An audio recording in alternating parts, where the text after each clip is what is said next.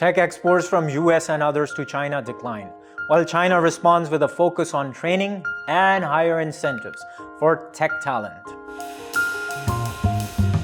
Export of semiconductor manufacturing equipment from the United States, Japan, and Netherlands have begun a slump for the first time in 3 years in 2022, as Washington stepped up its trade restrictions on advanced chip technology.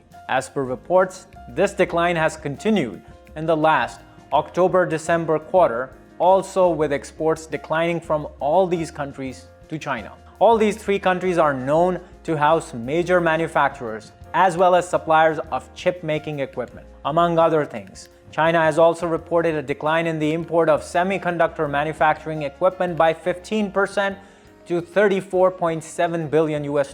The first quarter of 2023, between January and February, has also experienced a decline of 21% on the year. The drop by China is attributed to slump in the demand due to Chinese production and capital investment during zero-COVID lockdown during that period. Companies such as Intel termed the published exports controls on semiconductors as complicated, whereas NVIDIA is exporting low-performance graphic processors to China to avoid getting in the crosshair of the export controls. To counter the fallout of export controls, China has doubled down efforts to develop domestic semiconductor talent.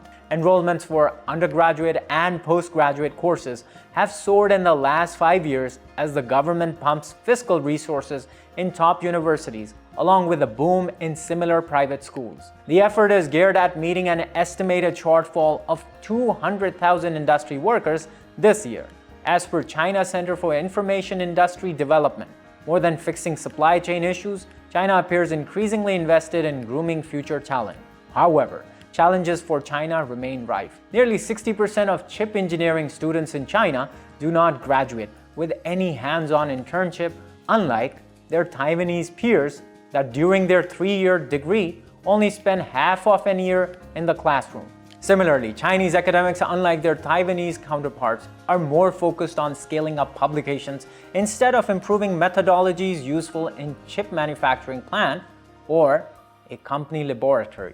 Yet the industry has scaled up salary for entry-level chip engineers between $28,722 to $57,444 per annum, and demand for short-term courses has scaled up as engineers spend between 2,000 and 4,000 yuan to study new skills. As export controls to China become intense in tech sector by the US, Japan, Netherlands, and others, China is expected to do a catching up of its own, which could take years, some failures along the way, as well as a decoupled tech ecosystem globally. I'm Usama Nizamani, and this was your Daily Dispatch.